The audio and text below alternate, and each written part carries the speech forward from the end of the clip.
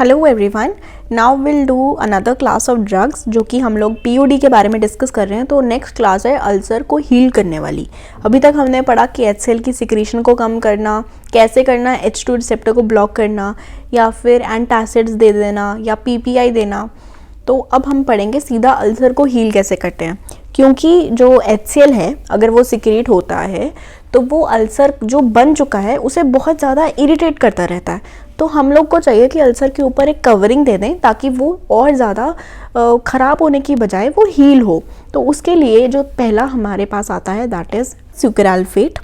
यह करता है at low pH. Low pH का मतलब कि एसिडिक पीएच। तो एसिडिक पीएच पे ये क्या करता है, ये पेस्ट बनाता है। पेस्ट बनाकर वो क्या करता है, वो अल्सर या इरोजन के ऊपर लग जाता है। कितने टाइम के लिए? 6 आवर्स के लिए ये लोग काम करते हैं। पेस्ट बनाता है, ये जो लगता है अल्सर के ऊपर ये एब्जॉर्ब नहीं होता, सिस्टेमिक सर्कुलेशन में नहीं जाता, ये वहीं पे लगा रहता है। तो इसीलिए कोई भी सिस्टेमिक ADR हमें देखने को नहीं मिलता।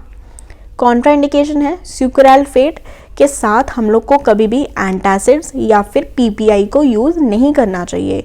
क्यों? क्योंकि हमने यहाँ पे अभी पढ़ा कि पीएच लो पीएच पे सुकराल्फेट जो है वो पेस्ट बनाता है, वैसे वो काम नहीं करता।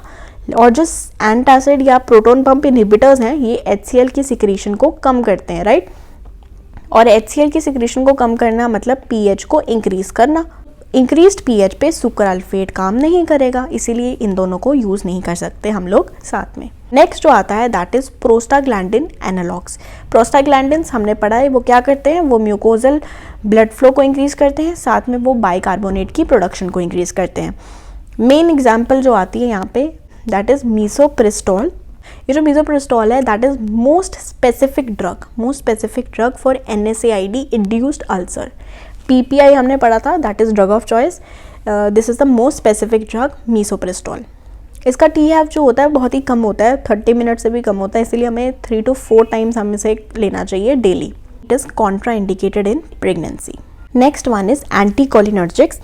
क्योंकि एसिटाइलकोलिन हमने पढ़ा था कि वो प्रोटॉन पंप को स्टिमुलेट करता है और HCl की सिक्रीशन इंक्रीज करता है, इसीलिए एसिटाइलकोलिन को भी हमें इनहिबिट करने के लिए कोई चाहिए। So that is anticholinergics.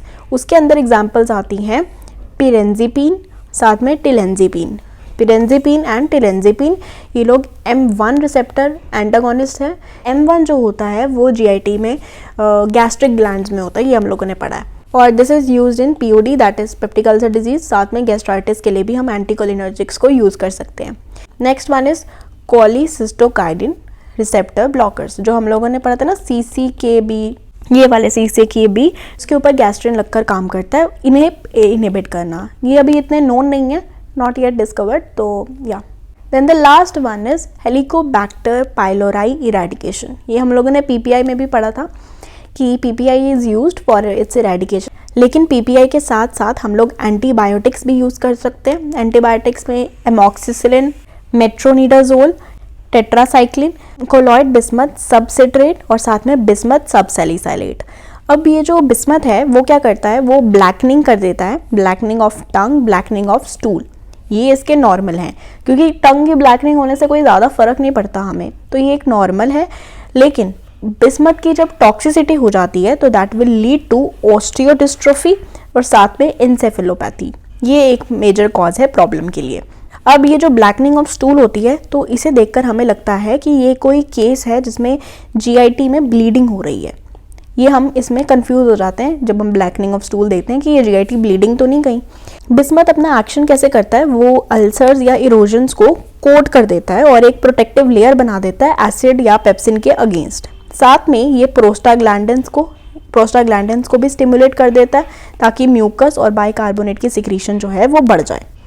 और साथ में बिस्मथ का डायरेक्ट एंटी माइक्रोबियल एक्शन भी होता है। तो देखिए हमने कितने एक्शंस हो गए बिस्मथ के, एंटी माइक्रोबियल इफेक्ट भी डायरेक्टली होते हैं इसके।